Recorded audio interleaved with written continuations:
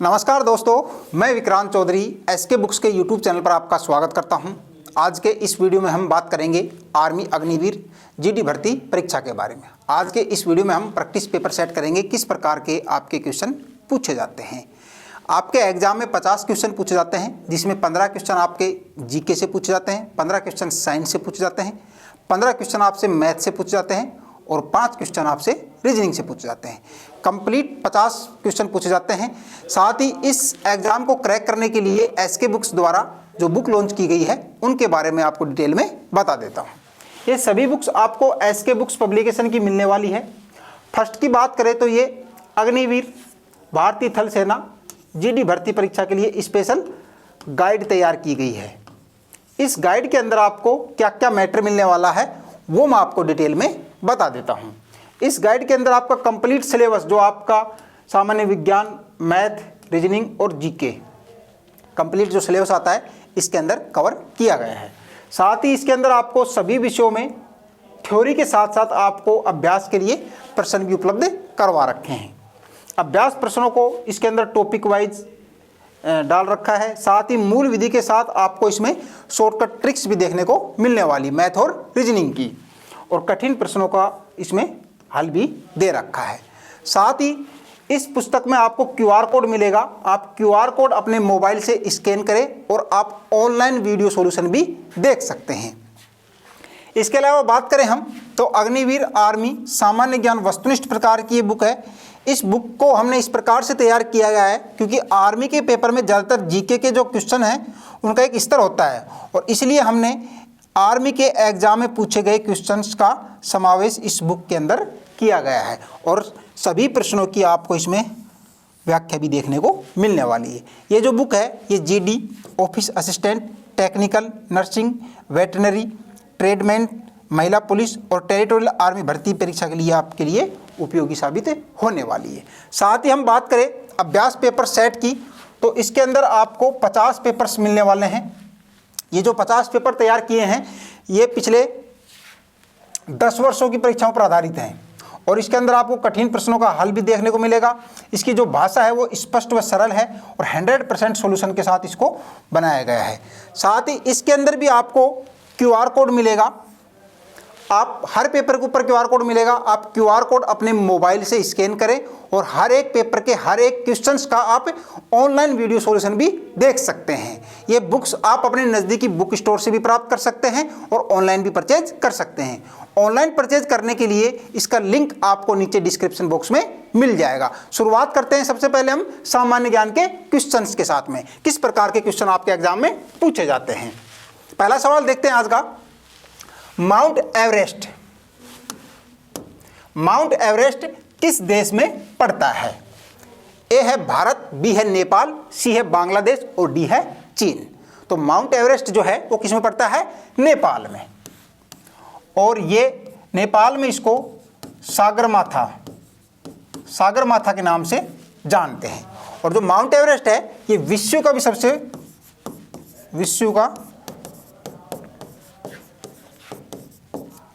सबसे ऊंचा पर्वत भी है। विश्व का सबसे ऊंचा पर्वत कौन सा है? Mount Everest. ठीक है, और ये नेपाल में है और नेपाल में इसको सागरमाथा के नाम से जानते हैं। क्लियर है? आगे देखते हैं। नेशनल एयरोस्पेस लैबोरेटरी का मुख्यालय कहाँ स्थित है? ए है नई दिल्ली, बी है कोलकाता, सी ऑप्शन है बेंगलुरु और डी है लखनऊ। तो कहाँ पर है ये नेशनल एयरोस्पेस लैबोरेटरी? बेंगलुरु में। और बेंगलुरु को क्या कहा जाता है? सिलिकॉन वैली के नाम से भी जाना जाता है। सिलिकॉन वैली कहाँ है? बेंगलुरु में। ठीक है, नेक्स्ट देखेंगे।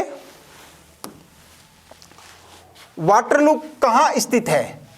ए है बेल्जियम, बी है इंडोनेशिया, सी है चीन और डी है ईरान। वाटरलू का युद्ध कब लड़ा गया था? बताइए। वाटरलू का युद्ध 1815 ईस्वी में, और ये कहाँ पड़ता है? बेल्जियम में। ठीक है, आगे बात करेंगे। भारत छोड़ो आंदोलन कब शुरू हुआ? ए है 1940, बी है 1942, सी है 1945 और डी है 1935। भारत छोड़ो आंदोलन कब शुरू हुआ था? 1942, 1942, 8 अगस्त 1942 में। ठीक है।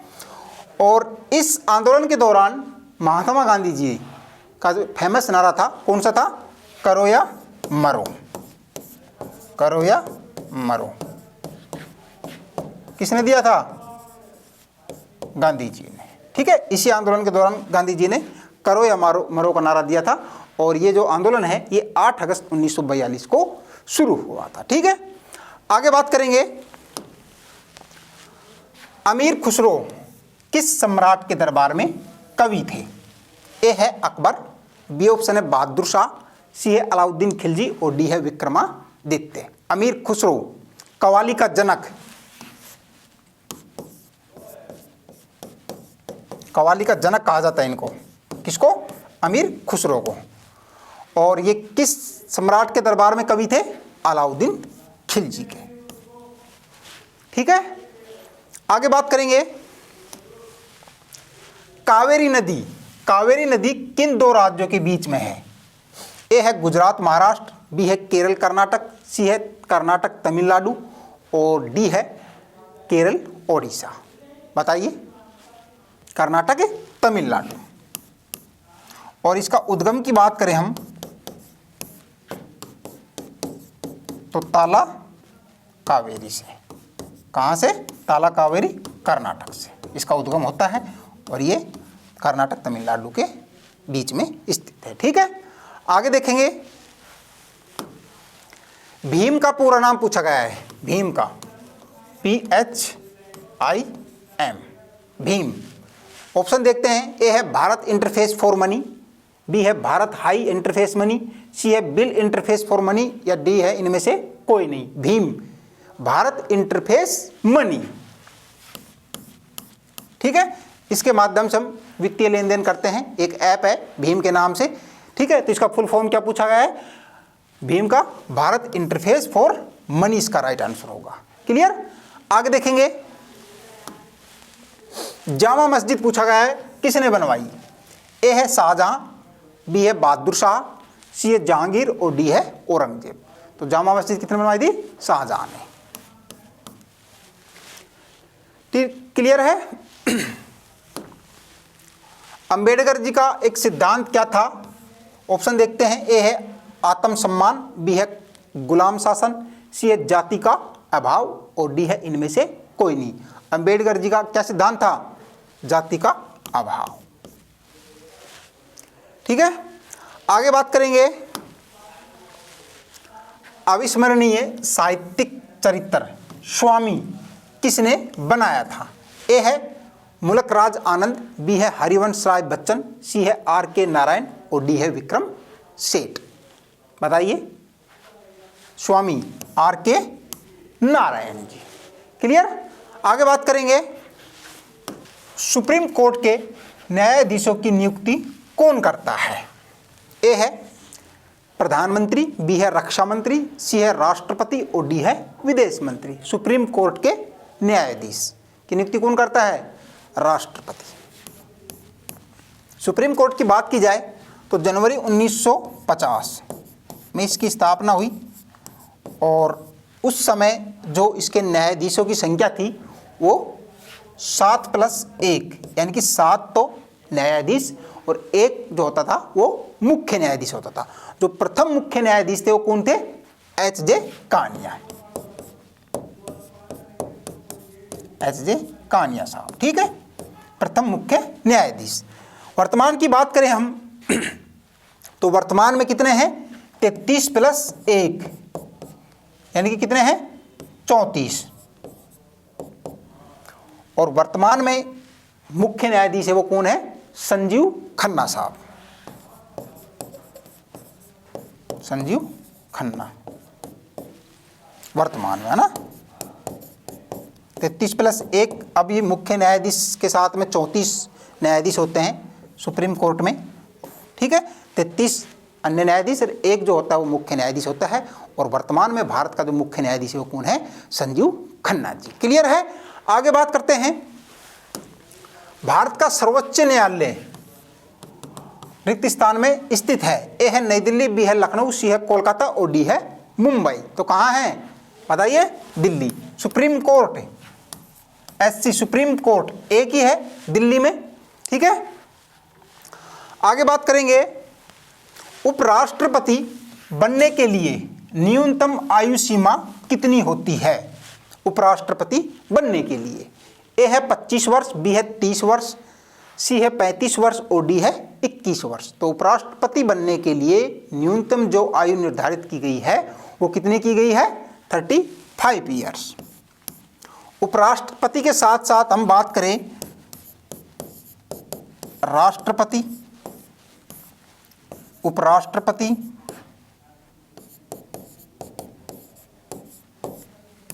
और राज्यपाल।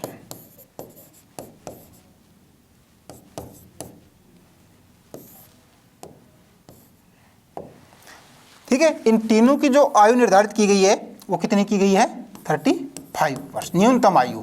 अधिकतम आयु का कोई जिक्र नहीं किया गया है भारत के संविधान में, परंतु न्यूनतम जो आयु है वो 35 वर्ष निर्धारित की गई है। इसके अलावा बात की जाए 25 वर्ष की, तो ये लोकसभा के यानी कि जो सांसद होते हैं उनके लिए न्यूनतम आयु कितनी है? 25 वर्ष। ठीक है, आगे बात करेंगे। सिक्किम की राजधानी पूछा गया है, सिक्किम की राजधानी कहाँ है? ए है जयपुर, बी है चंडीगढ़, सी है गंगटोक और डी है अगरतला। तो सिक्किम की राजधानी कहाँ है? गंगटोक में। इसके अलावा जयपुर किसकी राजधानी है? राजस्थान। चंडीगढ़ की बात करें तो हरियाणा और पंजाब की, दोनों की राजधानी क्या है? चंडीगढ़। अगरतला की बात करें हम तो किसकी राजधानी है? ये त्रिपुरा की। और मिजोरम की क्या है? आइजोल। ठीक है, आगे बात करते हैं। www यानी कि WWW का फुल फॉर्म पूछा गया है। ए है वर्ल्ड वाइड वेब, बी है वर्ल्ड वाइड वॉर, सी है वर्ल्ड वाइड वाइल्ड क्राफ्ट और डी है इनमें से कोई नहीं। www यानी कि 3 बार W है, तो इसका फुल फॉर्म क्या होता है? World wide web. काफी बार पूछा जाता है वर्ल्ड वाइड वेब। क्लियर है? क्वेश्चन नंबर 16 है, डाइन सेकेंड किसका मात्रक है? हमारे पास ऑप्शन ए दे रखा है प्रकाशी, ऑप्शन बी दे रखा है संवेगी, ऑप्शन सी है ध्वनि और ऑप्शन डी में दे रखा है भाई ऊर्जा। संवेगी का मात्रक ही क्या होगा भाई? Dyne second. तो इस क्वेश्चन का हमारा आंसर क्या हो जाएगा? Option B momentum. ध्यान रखना है भाई, मोमेंटम क्या होगा? P बराबर क्या होगा? m इंटू वी होता है, और इसका मात्रक यदि आपसे पूछता है तब हमारा आंसर क्या हो जाएगा? Dyne second. ध्यान रखना है किलोग्राम और वेग का मात्रक क्या होगा? मीटर पर सेकेंड। लेकिन हमें पूछ किसके अंदर रखा है? CGS है, तो CGS पद्धति में इसका मात्रक क्या हो जाएगा? डाइन सेकेंड होता है। नेक्स्ट क्वेश्चन है भाई, रक्त शरीर के किस अंग में शुद्ध होता है? रक्त को फिल्ट्रेट करने का कार्य, रक्त को छानने का कार्य मानव शरीर का कौन सा अंग करता है? हमारे पास ऑप्शन ए के अंदर दे रखा है विवेक किडनी, ऑप्शन बी दे रखा है अमाशय स्टोमक, ऑप्शन सी दे रखा है यकृत लीवर, और ऑप्शन डी के अंदर दे रखा है पेनक्रियाज अग्नाशय। तो हमारे शरीर के कौन से अंग के अंदर ब्लड को छानने का कार्य किया जाता है? तब हमारा आंसर क्या हो जाएगा? ऑप्शन ए वृक किडनी के अंदर। ध्यान रखना है भाई, किडनी जो होगी इसकी मूल इकाई क्या होती है? तो किडनी की इकाई क्या होगी? नेफ्रॉन होती है, और नेफ्रॉन होंगे इनका कार्य क्या होता है? रक्त को छानने का कार्य करते हैं, रक्त को फिल्ट्रेट करने का कार्य करती है। किडनी के द्वारा 1 मिनट के अंदर कितने ब्लड को छाना जाता है? तब हमारा आंसर कितना होगा भाई? 125 ml। और 1 दिन के अंदर किडनी के द्वारा कितने ब्लड को छाना जाता है? 180 लीटर रक्त को छाना जाता है। परीक्षा में क्वेश्चन पूछ लेता है यदि किडनी फेल हो जाती है, ब्लड को छान नहीं पाती है, तो इसके लिए उपचार की विधि क्या कहलाती है? तो किडनी फेल होने पर उपचार की विधि ही क्या कहलाती है भाई? डायलिसिस कहलाती है। तो इसे भी हमें ध्यान रखना है, डायलिसिस क्या होता है? किडनी फेल होने पर उपचार की विधि होती है। यकृत होगा, यह मानव शरीर की सबसे बड़ी ग्रंथि कौन सी होती है? यकृत होती है। तो ध्यान रखना है भाई, सबसे बड़ी ग्रंथि कौन सी हो गई? यकृत। पेनक्रियाज या अंगना से मानव शरीर की मिश्रित ग्रंथि किसे कहते हैं भाई? पेनक्रियाज को। और दूसरा प्रश्न यहाँ पे आर्मी भर्ती परीक्षाओं में जो सबसे ज्यादा बार पूछा जाता है, मानव शरीर की कौन सा अंग होगा जो इंसुलिन का उत्पादन करता है? इंसुलिन हार्मोन का सिक्रेशन किसके द्वारा किया जाता है? पेनक्रियाज के द्वारा किया जाता है।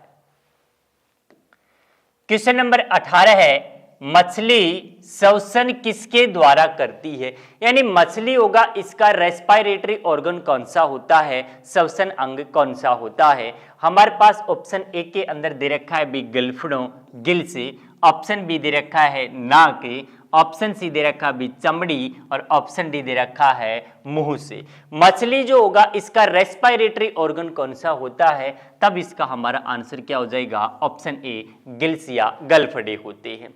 इसके अलावा हमें ध्यान रखना है भाई, मनुष्य जो होता है, पक्षी, सरीसृप, इनके श्वसन अंग क्या होते हैं? फेफड़े होते हैं, लंग्स होती है। इसी प्रकार प्रश्न पूछ लेता है, पेड़ पौधों के अंदर श्वसन की क्रिया कहां पर संपन्न होती है? तो पेड़ पौधों के अंदर श्वसन की जो क्रिया होगी वो किस भाग में होती है? पत्तियों के अंदर होती है। केचुआ जो होगा भाई, इसका श्वसन अंग क्या होता है? तो हमें ध्यान रखना है, केचुए का श्वसन अंग क्या होता है? स्किन होती है, त्वचा होती है। इंसेक्ट होते हैं, कीट होते हैं, इनके अंदर श्वसन अंग क्या होता है? तो कीटों के अंदर श्वसन अंग क्या होता है? ट्रैकिया होता है, श्वास नलिये होती है। इसे भी हमें ध्यान रखना है भाई। प्रश्न पूछ लेता है, मेंढक जो होता है, इसका श्वसन अंग क्या होता है? तो 3 तरह से श्वसन करने वाला जीव कौन सा होता है? मेंढक होता है। त्वचा से भी करता है भाई, फेफड़ों से भी करता है, मुख गुहा से भी करता है। क्वेश्चन नंबर 19 है अभी, कार्बन मोनोऑक्साइड का सूत्र है। ऑप्शन ए के अंदर दे रखा है CO, ऑप्शन बी है भाई CO2, ऑप्शन सी है O2 और ऑप्शन डी है CO3। कार्बन मोनोऑक्साइड यह एक प्रकार की जहरीली गैस होती है और इसका रासायनिक सूत्र यदि आपसे पूछे तो हमारा आंसर क्या होगा? B CO, carbon monoxide. यह एक जहरीली गैस होती है। नेक्स्ट इससे क्या ध्यान रखना है भाई, वाहनों का जो धुआं होता है उसमें भी हानिकारक गैस कौन सी पाई जाती है? कार्बन मोनोऑक्साइड पाई जाती है। ऑक्सीजन भाई, जीवनदायिनी गैस किसे कहा जाता है? ऑक्सीजन को। तो ध्यान रखना है भाई, जीवनदायिनी गैस किसे कहा जाता है? ऑक्सीजन को। मनुष्य श्वसन के रूप में किस गैस का प्रयोग किया है? तो श्वसन के रूप में किसका प्रयोग किया जाता है? ऑक्सीजन का प्रयोग किया जाता है। नेक्स्ट प्रश्न इससे पूछ लेता है भाई, आग जलाने में सहायक गैस कौन सी होती है? तो आग जलाने में सहायक गैस यदि आपसे पूछे तब भी हमारा आंसर क्या होगा भाई? ऑक्सीजन होती है। कार्बन डाइऑक्साइड से क्या क्या प्रश्न हमें ध्यान रखने हैं? आग बुझाने में सहायक गैस कौन सी होती है? तो ध्यान रखना है भाई, आग बुझाने में सहायक कार्बन डाइऑक्साइड गैस होती है। जबकि प्रश्न ऐसे भी पूछ लेता है, पेड़ पौधे प्रकाश संश्लेषण की क्रिया के दौरान कौन सी गैस ग्रहण करते हैं? तब भी हमारा आंसर क्या हो जाएगा? बी कार्बन डाइऑक्साइड करते हैं। ऑक्सीजन की यदि मात्रा पूछे तब कितना आंसर हो जाएगा? बी 21%, यानी 20.99 लगभग 21% होती है। जबकि कार्बन डाइऑक्साइड की यदि आपसे मात्रा पूछे 0.03% होती है। तो सबसे ज्यादा मात्रा में कौन सी गैस पाई जाती है? नाइट्रोजन। और उसका यदि मात्रा आपसे पूछे तब हमारा आंसर कितना हो जाएगा भाई? 78% होती है। क्वेश्चन नंबर 20 है, अम्लीय वर्षा किसके कारण होती है? ऑप्शन ए दे रखा भाई वायु में प्रदूषण के कारण, ऑप्शन बी है भूकंप के कारण, ऑप्शन सी है ज्वार भाटा और ऑप्शन डी है बी भूस्खलन के कारण। एसिडिक जो रेन होती है भाई, अम्लीय जो वर्षा होती है, ये ध्यान रखना किसके कारण होती है? वायु प्रदूषण के कारण। इसका आंसर क्या होगा? Option A. वायुमंडल के अंदर नाइट्रोजन और सल्फर के कुछ ऑक्साइड्स होते हैं जो धुआं के रूप में जमा हो जाते हैं और लंबे समय के बाद जो प्रथम जो वर्षा होती है वो क्या कहलाती है? अम्लीय वर्षा कहलाती है। प्रश्न परीक्षा में ऐसे भी पूछ लेता है भाई अम्लीय वर्षा होती है इससे क्या प्रभावित होता है? तो ये हमारी स्किन को क्या करती है भाई? त्वचा को प्रभावित करती है।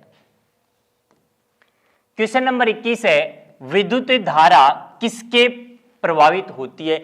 विद्युत धारा होती है किसके प्रवाह होती है? हमारे पास ऑप्शन ए दे रखा है भाई इलेक्ट्रॉन, ऑप्शन बी दे रखा है प्रोटॉन, ऑप्शन सी है न्यूट्रॉन और ऑप्शन डी है फोटोन।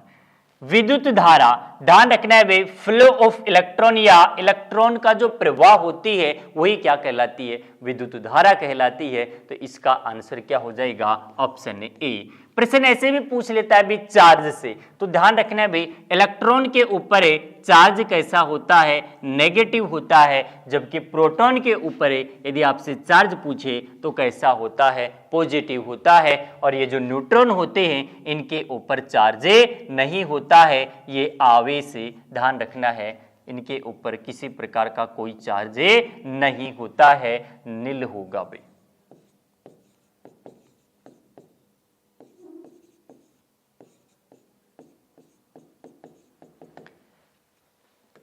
क्वेश्चन नंबर 22 है आर्थराइटिस रोग किससे संबंधित होता है? हमारे पास ऑप्शन ए दे रखा है जोड़ों से, ऑप्शन बी दे रखा है सिर से, ऑप्शन सी है रक्त से और ऑप्शन डी है भाई हृदय से। आर्थराइटिस बीमारी किसे कहते हैं? तो ध्यान रखना है भाई जोड़ों के अंदर जो दर्द होता है वो क्या कहलाता है? आर्थराइटिस कहलाता है। तो इसका आंसर क्या हो जाएगा? Option A. ध्यान रखना है ये बीमारी किसके कारण होती है? तो हमें ध्यान रखना है भाई यूरिक एसिड के क्रिस्टल्स के संचय के कारण, यूरिक अम्ल के संचय के कारण ज्वाइंट्स के अंदर पेन होता है, जिसे ही गठिया रोग, रायूमेटिज्म या आर्थराइटिस कहलाता है। प्रश्न ऐसे परीक्षा में पूछ लेता है भाई जोड़ रोग विशेषज्ञ होते हैं इन्हें क्या कहा जाता है? तो ध्यान रखना है भाई जोड़ रोग विशेषज्ञ पूछा हुआ क्वेश्चन है विशेषज्ञ।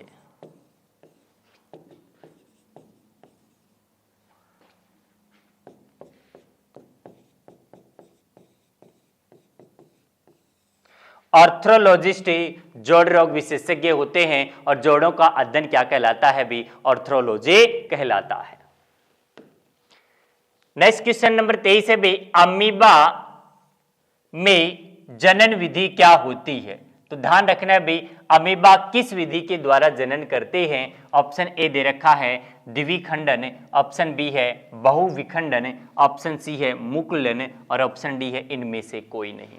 अमीबा के अंदर जनन की जो विधि होती है वो कौन सी होती है भाई? द्विविखंडन विधि के द्वारा करते हैं, बाइनरी फिजन के द्वारा करती है। बहुविखंडन विधि के द्वारा जनन किसके अंदर होता है? तो हमें ध्यान रखना है भी प्लाज्मोडियम के अंदर।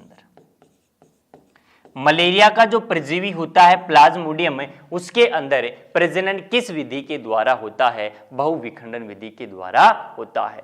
मुकुलन विधि के द्वारा जो जनन होता है ये किसके अंदर होता है? तो हमें ध्यान रखना है भी हाइड्रा के अंदर जो जनन की विधि होती है वो कौन सी होती है? मुकुलने होती है। क्वेश्चन नंबर 24 है चेचक के टीके की खोज किसने की थी? ऑप्शन ए दे रखा है एडवर्ड जेनर, ऑप्शन बी दे रखा है भाई रॉबर्ट कोच, ऑप्शन सी दे रखा है रोनाल्ड रूस, ऑप्शन डी दे रखा है इनमें से कोई नहीं। चेचक कैसी बीमारी होती है? पहले तो हमें ये पता होना चाहिए। तो ये कैसी डिजीज होती है? वायरल डिजीज होती है, वायरस द्वारा होने वाला रोग होता है। चेचक होता है, इसका वायरस कौन सा होता है? तो इसका वायरस कौन सा हो गया भाई? तो हमें ध्यान रखना है वेरिओला जो वायरस होता है ये किसका होता है भाई? चेचक का वायरस होता है। नेक्स्ट इसके अंदर ध्यान रखना है चेचक के टीके की खोज किसके द्वारा की गई थी, तब हमारा आंसर क्या होगा भाई, एडवर्ड जेनर ने चेचक के टीके की खोज की थी। चेचक के अंदर क्या प्रभावित होता है, तो ध्यान रखना त्वचा इसके अंदर प्रभावित होती है। ऑप्शन बी में दे रखा है भाई रॉबर्ट कोच, तो ध्यान रखना है भाई टीवी और हेजा का जो बैक्टीरिया होता है इसकी खोज किसके द्वारा की गई थी, तब हमारा आंसर क्या होगा, रॉबर्ट कोच। और टीवी और हेजा ये दोनों बीमारी कैसी है भाई, जीवाणु जनित रोग है। रोनाल्ड रोस, मलेरिया परजीवी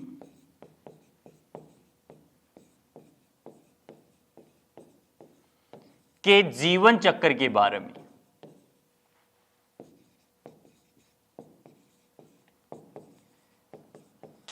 में किसने बताया था, रोनाल्ड रोस ने बताया था।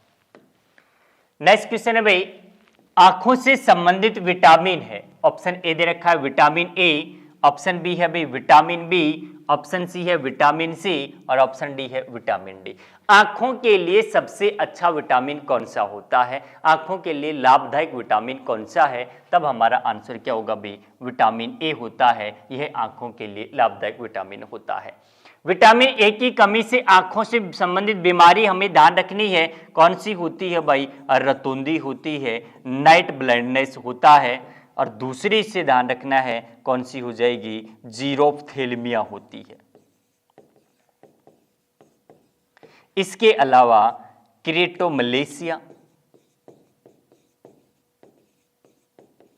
ये सभी बीमारियां विटामिन ए की कमी से होती हैं, और विटामिन ए के सोर्स यदि आपसे पूछे तब हमारा आंसर क्या हो जाएगा भी, गाजर, पपीता, हरी सब्जी, सुनहरे चावल, ये सभी किसके स्रोत होते हैं, विटामिन ए के।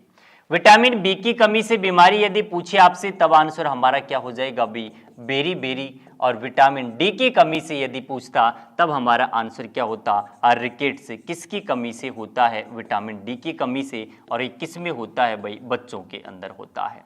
जबकि वयस्क मनुष्य में कौन सी बीमारी होती है, ऑस्टियोमलेशिया होती है। विटामिन सी की कमी से पूछे भाई तब आंसर क्या हो जाएगा, स्कर्वी जो बीमारी होती है, मसूड़ों से खून किस विटामिन की कमी से आता है, विटामिन ए सी की कमी से आता है। क्वेश्चन नंबर 26 है भी प्रोटॉन खाली स्थान होते हैं, प्रोटॉन के ऊपर चार्ज पूछ रखा है, कैसे होते हैं, ऑप्शन ए दे रखा धनात्मक है, ऑप्शन बी है भाई ऋणात्मक है, ऑप्शन सी है उदासीन, ऑप्शन डी है इनमें से कोई नहीं। प्रोटॉन जो होंगे इनके ऊपर चार्ज कैसा होता है, तो प्रोटॉन के ऊपर चार्ज कैसा होता है, पॉजिटिव चार्ज होता है, तो इसका आंसर क्या होगा भाई, धनात्मक चार्ज होता है। ध्यान रखना है ऋणात्मक किसके ऊपर हो गया, इलेक्ट्रॉन के ऊपर है, और उदासीन कौन होते हैं, न्यूट्रॉन होते हैं, इनके ऊपर कोई चार्ज नहीं होता है। इनके खोजकर्ता से भी प्रश्न पूछ लेता है, तो आप यहाँ इसे ट्रिक के माध्यम से याद रख सकते हैं भी, आरटीसी का पेन, यानी कि प्रोटॉन की खोज किसके द्वारा की गई थी, रदरफोर्ड। ऑप्शन ना मिले भाई तो हमारा आंसर क्या हो जाएगा, गोल्डस्टीन ने की थी। इलेक्ट्रॉन की खोज किसने की थी, जे थॉमसन ने, और न्यूट्रॉन की खोज किसके द्वारा की गई थी, जेम्स चैडविक के द्वारा की गई थी। प्रोटॉन होंगे भाई और न्यूट्रॉन होंगे, ये न्यूक्लियस के अंदर पाए जाते हैं, और इलेक्ट्रॉन जो होते हैं ये बाह्य कक्षा के अंदर पाए जाते हैं। क्वेश्चन नंबर 27 है भाई, अर्नेस्ट हैकेल ने निम्न में से कौन सा नियम का प्रतिपादन किया था, हैकेल के द्वारा कौन सा नियम दिया गया था। ऑप्शन ए दे रखा है भाई वंशानुगत का नियम है, ऑप्शन बी है पृथकता का नियम है, ऑप्शन सी है भाई विरासिता का नियम, और ऑप्शन डी है इनमें से कोई नहीं। तो अर्नेस्ट हैकेल ने कौन सा नियम दिया था, विरासिता का नियम दिया था। प्रश्न पूछे भाई आनुवांशिकी का जनक किसे कहा जाता है, फादर ऑफ जेनेटिक्स किसे कहा जाता है, तब हमारा आंसर क्या हो जाता, ग्रेगर जोहान मेंडल को कहा जाता है। क्वेश्चन नंबर 28 है भाई, हेपारिन उत्पादित होता है, ऑप्शन ए दे रखा है लीवर की कोशिका से, ऑप्शन बी है बी गुर्दे की कोशिकाओं से, ऑप्शन सी है हड्डियों की गुहाओं से और ऑप्शन डी है रक्त की कोशिकाओं से। हेपरिन होता है, इसका उत्पादन कौन करती है? लीवर सेल्स करती है, रक्त की कोशिकाएं करती है। हेपरिन होता है, ध्यान रखना है भाई, एंटीकोगुलेंट एजेंट किसे कहा जाता है? रक्त को जमने से कौन रोकता है? तो ध्यान रखना है भाई, हेपरिन रोकता है।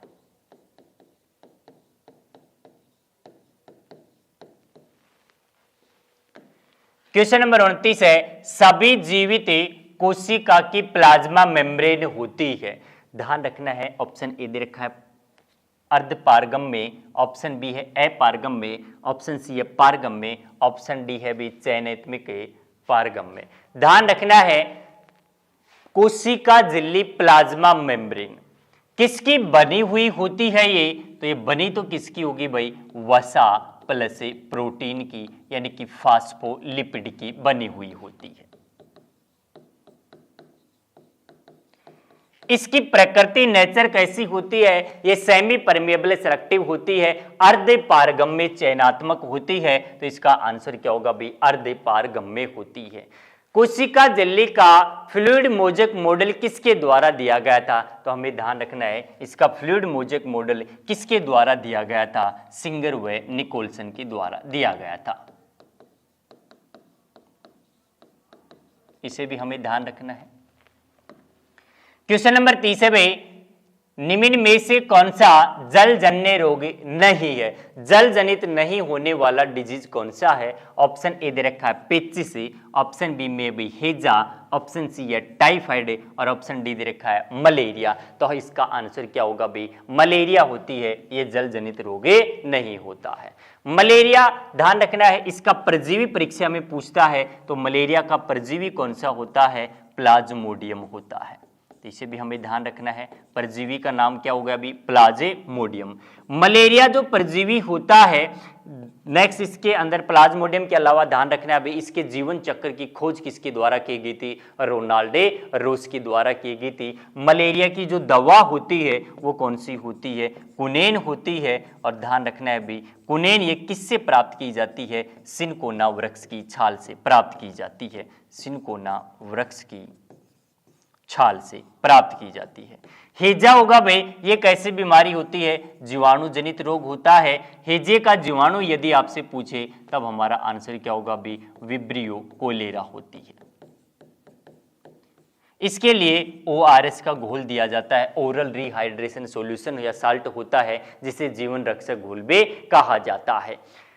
टाइफाइड होगा, इसका जीवाणु कौन सा होता है? साल्मोनेली टाइफी होता है।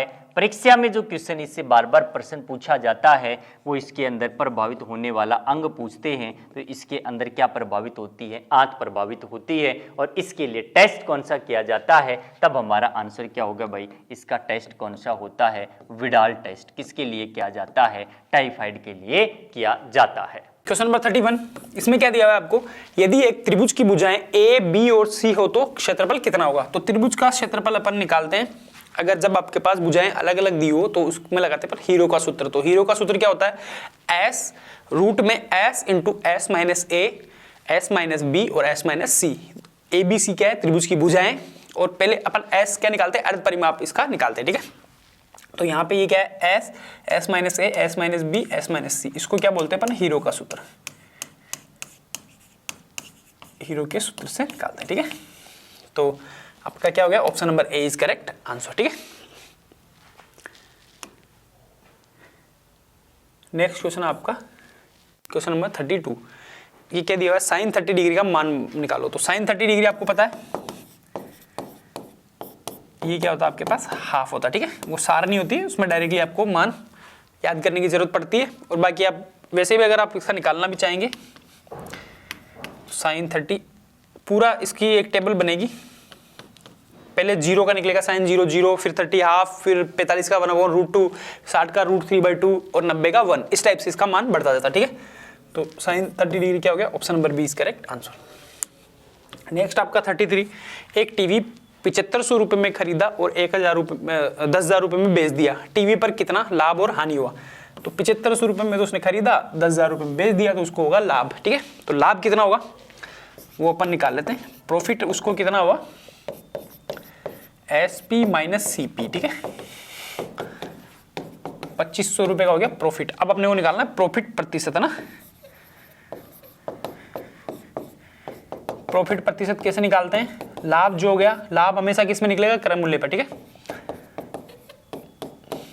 ये गया आपके पास एक बार में, ये गया आपके पास 3 बार में, 100/3 मतलब 33.33%। ठीक है, 3 आगे चलता जाएगा, तो option number A is correct answer. सीधा सा क्वेश्चन था। नेक्स्ट आपका क्वेश्चन नंबर 34, इसमें दिया हुआ XY 3x² y² plus 4y का मान निकालो। ठीक है, अब इसका मान निकालने के लिए आप देखो डायरेक्टली इसको अपन खाली मल्टीप्लाई करना पड़ेगा। इसको 3 या x² है, एक x और मल्टीप्लाई होगा तो 3x³ या y है, y² है तो यहाँ पे y³ प्लस xy को इससे भी मल्टीप्लाई करना पड़ेगा 4, यहाँ पे y है, यहाँ पे खाली x रहेगा तो xy का स्क्वायर। ये जिस ऑप्शन में वो अपना आंसर बन जाएगा। 3x³ y³ 3x³ y³ plus 4xy², तो ये अपना क्या बन गया, आंसर बन गया। Option number C is correct answer. Next पे आते हैं क्वेश्चन नंबर 35। यदि 2y minus 4x equal to 24 और y plus 3x equal to 7 है तो xy का मान निकालो। xy का मान क्या होगा, जो इस इक्वेशन को रखने पे, यहाँ पे इक्वेशन में रखने पे ये उसको संतुष्ट कर दे। ठीक है, और वैसे भी अगर अपन निकालते हैं तो इसको क्या लिखता हूँ, 2y minus 4x equal to 24। इस इक्वेशन को 2 से गुणा करके यहाँ पे इसमें पुट कर देता हूँ, क्योंकि y कैंसिल हो जाएगा एक बार के लिए ना। तो इसको कर दिया मैंने 2y plus 6x equal to 14। अब इसको जोड़ देते हैं, घटा देते हैं मतलब, है ना। तो यहाँ पे माइनस, यहाँ पे आ गया माइनस, यहाँ पे प्लस था तो यहाँ पे माइनस, तो ये तो कैंसिल आउट हो गए दोनों।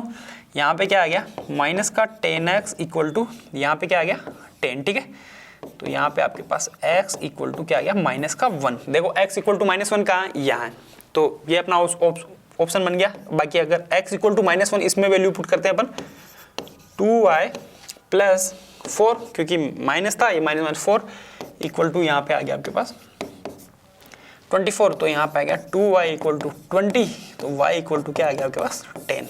वैसे भी आप निकालते, चाहे वैसे भी आप निकालते, option number A is correct. अब क्या करते हैं आप डायरेक्टली, अगर आप ऑप्शन इसमें सेटिस्फाई भी कराते तब भी आपका आंसर बन जाता। ठीक है, ये देखो इसमें पुट करूंगा तो यहाँ तो क्या आ गया 20 माइनस था, एक ये minus minus plus 4 equal to 24, इससे भी 24 आ गया। चाहे ये वैल्यू आप इसमें भी पुट करा दो, y इक्वल टू क्या 10 माइनस का 3 इक्वल टू 7, तो ये भी आपके पास 7 इक्वल टू 7 वैसे भी बन गया, क्योंकि एक्स वाई की ऐसी वैल्यू होगी जो इसको संतुष्ट करेगी ना। तो आपका ऑप्शन नंबर ए। 2-3 तरीके किसी से भी आप इसको सोल्व कर सकते हैं। 36 एक शंकु का आयतन। शंकु का आयतन क्या होता है, बेलन के आयतन का 1/3 हिस्सा ना।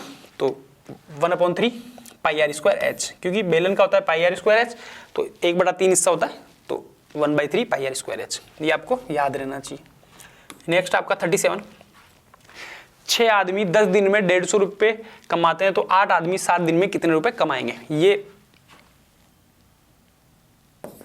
6 आदमी कितने दिन में, 10 दिन में कितने रुपए कमा रहे हैं, 150 रुपये कमा रहे हैं। तो आपके पास कितना, 8 आदमी 7 दिन में कितने रुपए कमा रहे हैं, x रुपये कमा रहे हैं। बस ये मेरे को लिखना था ना,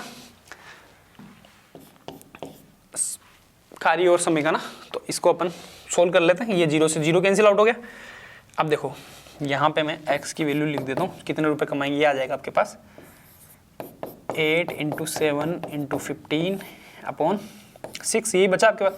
ये गया आपके पास 3 बार में, ये गया आपके पास 4 बार में, ये गया 1 बार में, ये गया 5 बार में। ठीक है, 20 4 5 20 × 7 मतलब 140 रुपये क्या करेंगे, कमाएंगे। तो 140 रुपये कौन से ऑप्शन में, option number B is correct answer. ठीक है, आसानी से सिंपल क्वेश्चन है, कोई दिक्कत नहीं होनी चाहिए। क्वेश्चन नंबर 38, कितने समय में 450 रुपये 5% साधारण ब्याज की दर से 540 रुपये हो जाएंगे। तो 540 रुपये हो जाने के लिए पहले इसका ब्याज निकालना पड़ेगा। तो ब्याज कितना आ गया, 540 माइनस 450, 90 रुपये क्या आ गए, इंटरेस्ट आ गए।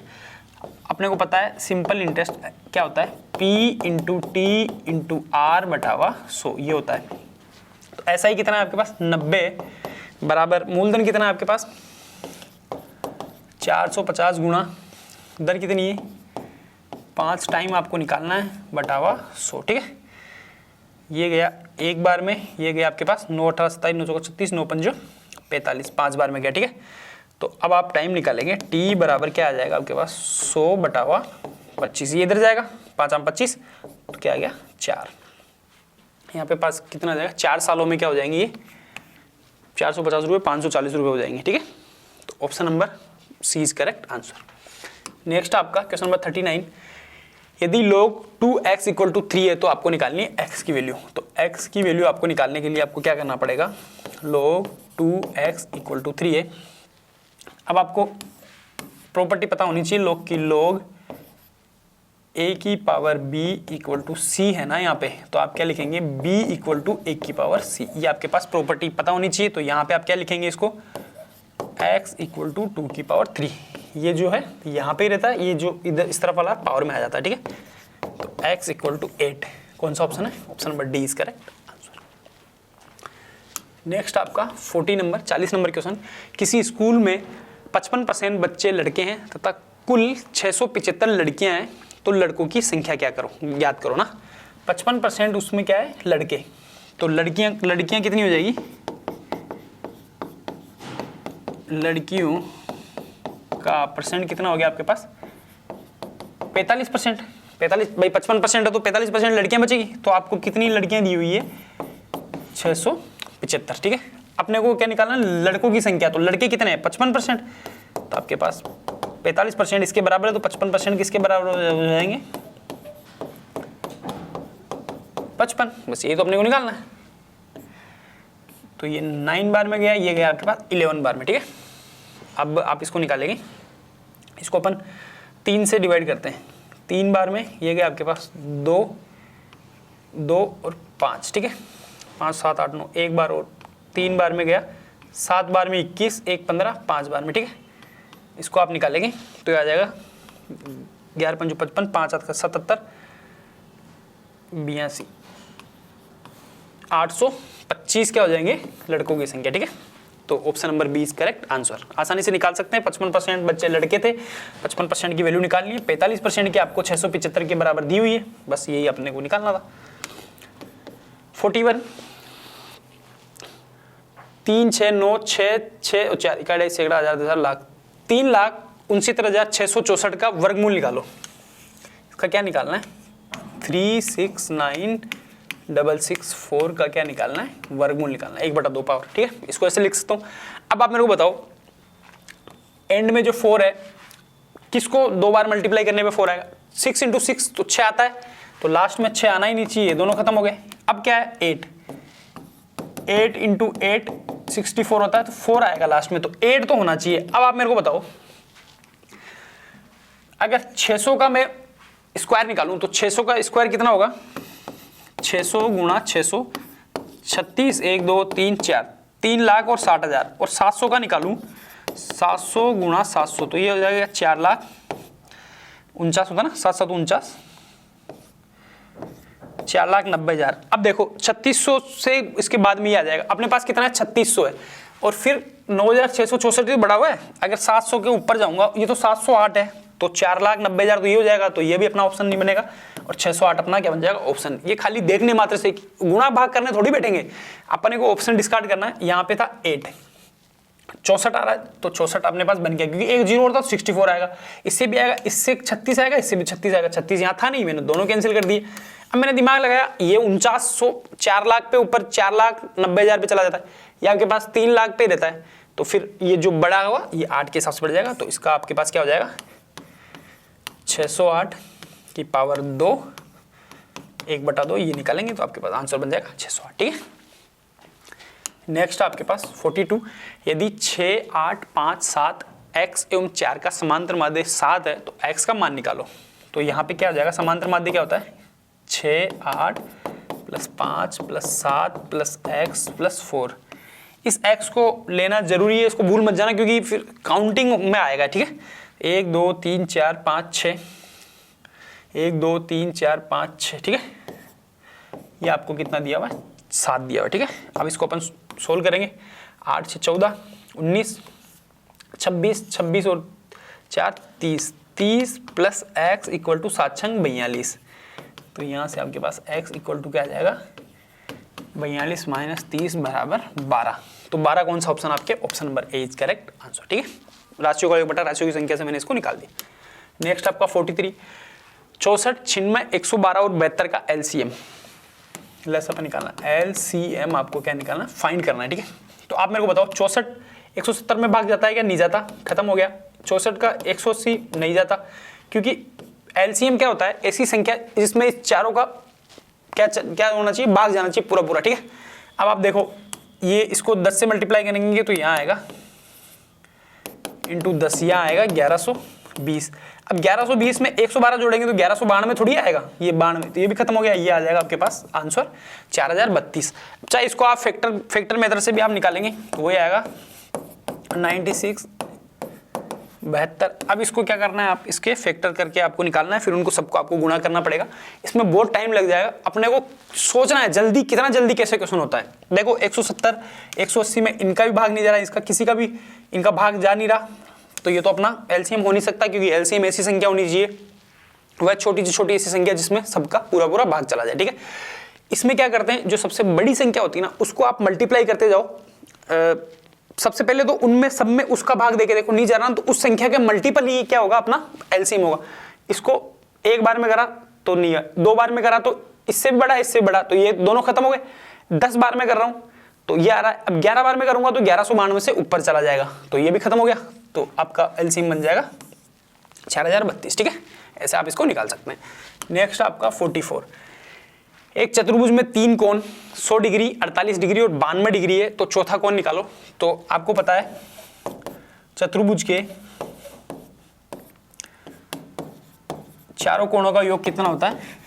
x डिग्री बराबर 360 डिग्री होता है। ठीक है, तो x बराबर आप निकालेंगे 360 degree minus 100 degree minus 48 degree minus 92 degree. इसको आप सोल्व करेंगे तो यहाँ पे आ जाएगा आपके पास x इक्वल टू 120 डिग्री। ठीक है, तो यहाँ पे कौन सा ऑप्शन है आपके पास? Option number B is correct answer. ठीक है, क्योंकि मेरे को पता है चतुर्भुज के चारों कोणों का योग कितना हो जाएगा? 360 डिग्री हो जाएगा। मैंने इसमें से ये सारी संख्या यहाँ से निकाल दी। ठीक है, 192 हो गया, तो ये हो गया आपके पास 192 के बाद 240 और 120 360। ठीक है, ऐसे आप इसको निकाल सकते हैं। नेक्स्ट आपका 45, निम्न में से सबसे छोटी भिन्न कौन सी है? अब इनमें सबसे छोटी भिन्न निकालने के लिए आप क्या करेंगे? देखो इसे डायरेक्टली इसमें भाग देना बहुत थोड़ा सा मुश्किल हो जाता है, तो इसको आप क्या करो, सबको 10 से क्या कर दो? गुणा कर दो। सेम संख्या से गुणा करके अपन निकाल सकते हैं 70/15 और 30/10, ये निकाल लो आप। तो इसकी वैल्यू कितनी आ जाएगी? 4। इसकी वैल्यू कितनी आ जाएगी? 25 3 75 3.5 3.2। इसकी वैल्यू कितनी आ जाएगी? 15 30 15 30 45 15 चौक 60 15 5 15 चौक 60, 4 से कुछ ऊपर ना। ठीक है, और इसकी वैल्यू आ जाएगी 3। तो सबसे छोटी वैल्यू जो आएगी वही अपना आंसर बनेगा। तो यहाँ पे क्या है? 3 है, यहाँ पे 3.2 है, तो अपनी क्या हो जाएगी? 3/10 जो है सबसे छोटी आपके पास भिन्न आ जाएगी। किसी भी सेम संख्या से आप इसको मल्टीप्लाई कर दो चारों को, फिर उसमें उसी जो संख्या है उसका भाग देके आप देख लो, डायरेक्टली आप आंसर निकाल सकते हैं। ठीक है, क्वेश्चन 46, नीचे दिए गए प्रश्न श्रृंखला संख्याएं किसी एक नियम से आगे बढ़ती हैं। श्रृंखला में एक संख्या छूट गई है, छूटी हुई संख्या को रिक्त स्थान द्वारा दर्शाया गया है। श्रृंखला में रिक्त स्थान में आने वाली संख्या क्या होनी चाहिए? संख्या है आपकी 2 5 10 17 क्वेश्चन मार्क 37। ठीक है, देखिए इसको किस तरीके से आप हल करोगे। 2 5 10 17 क्वेश्चन मार्क 37। जैसे ही आप 2 से 5 पर जाओगे तो आपने प्लस कर दिया 3, 2 + 3 5, 5 से 10 पे जाओगे प्लस कर दिया आपने 5, 5 + 5 10, 10 से 17 जाओगे प्लस कर दिया आपने 7, 10 + 7 17। तो आप देख रहे हो +3 +5 और +7, ये आपने कंटिन्यूअस करा, तो आपका अगला कंटिन्यूअस क्या होगा? +9। तो यहाँ 17 + 9 करोगे तो आपका जो 17 + 9 करेंगे, 17 + 9 करेंगे तो आपके हो जाएंगे कितने बेटा? 26। कितने हो जाएंगे ये? 26। तो यहाँ क्वेश्चन मार्क की जगह क्या आ गया? 26 संख्या आ गई। जैसे 26 से आगे बढ़ोगे तो आगे आप कितना प्लस करोगे? 11। तो 11 जैसे ही प्लस किया 26 और 11 कितने होते हैं 37। इसलिए यहाँ क्वेश्चन मार्क की जगह जो आंसर बनेगा आपका 26। ये है D option is correct. Okay, चलिए नेक्स्ट क्वेश्चन नंबर 47। यदि मोम के लिए मोमबत्ती है, आपको ध्यान दीजिएगा, सबसे पहले मोम के लिए क्या बताया गया है, मोमबत्ती, ठीक है, के लिए मोमबत्ती है। ओके, तो तेल के लिए क्या होगा, तो ध्यान से देखिए, तेल के लिए, तेल के लिए क्या होगा, यहाँ बी ऑप्शन इज करेक्ट, दिया। क्या होगा बेटा, दिया, ठीक है। तो यहाँ आप ऑप्शन के अनुरूप तेल के लिए क्या लगाएंगे, दिया, ठीक है। तो ये answer B option is correct. Okay, next question 48। यदि इस शब्द के लिए सांकेतिक भाषा में ये शब्द हो तो इस शब्द के लिए है, तो आप ध्यान से देखिएगा इजीली। तो ये कह रहा है E X P L A I N I N G, ठीक है, और कह रहा है P X E A L N I G N I। Okay, अब ध्यान से देखेंगे आप, तो देखिए E है जो ये चला गया, X है ये आ गया, P है ये आ गया, ये तीनों आपस में क्रॉस हो गए, फिर A ये आ गया, L ये आ गया, आपस में दो क्रॉस हो गए, N ये आ गया, I ये आ गया, आपस में दो क्रॉस हो गए, फिर देखिए I ये आ गया, N ये आ गया, G ये आ गया, अंतिम तीनों क्रॉस हो गए। पहले 3 क्रॉस हो रहे हैं, फिर अंतिम 3 क्रॉस हो रहे हैं, और बीच में 2-2 क्रॉस हो रहे हैं। इसी पैटर्न को अप्लाई हम यहाँ इस शब्द में करेंगे, P R O D U C E D। Clear है ना। अब ध्यान से देखेंगे तो इस पैटर्न को फॉलो करें, पहले 3 बदलेंगे तो 3 इस तरीके से बदले जाएंगे, ठीक है। तो देखिए P यहाँ चला जाएगा, R यहाँ चला जाएगा, और O ये फर्स्ट में आ जाएगा। अब 2 आप पहले चेंज करोगे तो ये U यहाँ आ गया, D ये आ गया, क्लियर है ना। अब 3 चेंज करोगे तो ये D E और ये C, इस तरीके का ये पैटर्न अप्लाई हो गया। क्योंकि यहाँ 2 थे तो 2 बार चेंज कर दिया, यहाँ 1 बार है तो 1 बार ही चेंज करा, क्योंकि फर्स्ट और लास्ट 3-3 बार चेंज होने, 3-3 अक्षर के रूप में, इस प्रकार से, ठीक है। तो यहाँ जो आपका आंसर बना वो बना O R P U D D E C, ठीक है।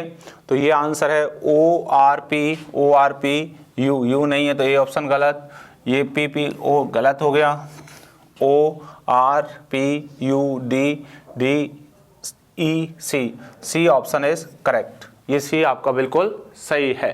Okay, next question 49। एक शब्द बड़े अक्षरों में लिखा गया है, आप देख रहे हो ये शब्द बड़े अक्षरों में लिखा गया है, इसके बाद 4 शब्द लिखे गए हैं, ये 4 शब्द ऑप्शन में लिखे गए हैं। इनमें से 3 शब्द, कितने, 3 शब्द बड़े अक्षरों वाले शब्द के अक्षरों द्वारा नहीं बनाया जा सकता। तो 3 नहीं बनाए जा सकते, उस शब्द को पहचाने जो बड़े अक्षरों में लिखे शब्द के अक्षरों द्वारा लिखा जा सकता है, ठीक है। अब आप ध्यान से देखिएगा, जो इस शब्द में अक्षर यूज हुए हैं, वर्ड, उन्हीं का उपयोग करना है, उनके अलावा उपयोग नहीं करेंगे। अगर करेंगे उनके अलावा तो वो शब्द नहीं बनाया जाएगा। आप देखिए एम, तो एम आ गया, ई आ गया, डी ये रहा डी आ गया, आई ये रहा आई आ गया, ए ये रहा ए आ गया, टी ये, और ई देखिए एक ई है और एक दो ई हैं तो 2 बार आ गया। इसका मतलब ये शब्द बनाया जा सकता है। A option is correct. A बिल्कुल सही है।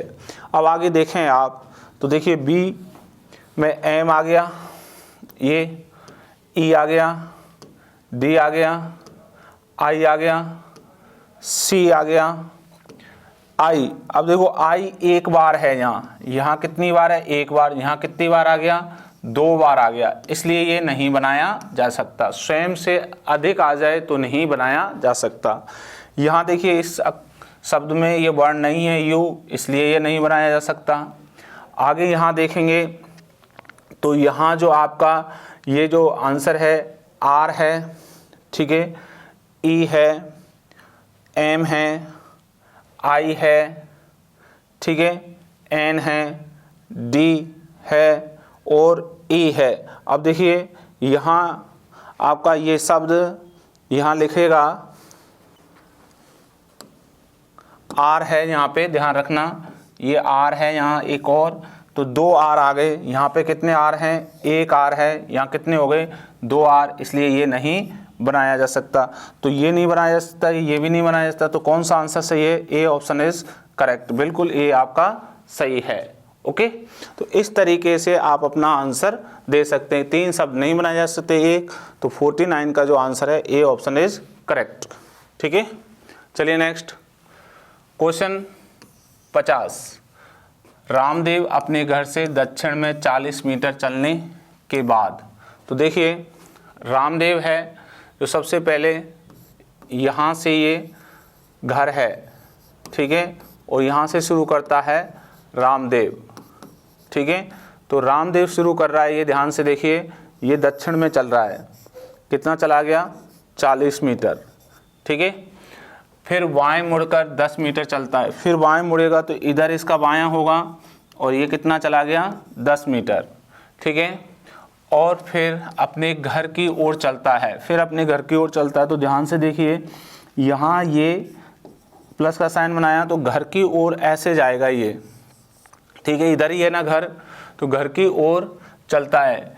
वह किस दिशा में है, वह किस दिशा में, अब ये जो वाली दिशा है आप ध्यान से देखेंगे तो हमारी जो मूल दिशाएं ये उत्तर होती है, ये दक्षिण होती है, ठीक है, और ये पूरब है, और ये कौन सी है, पश्चिम।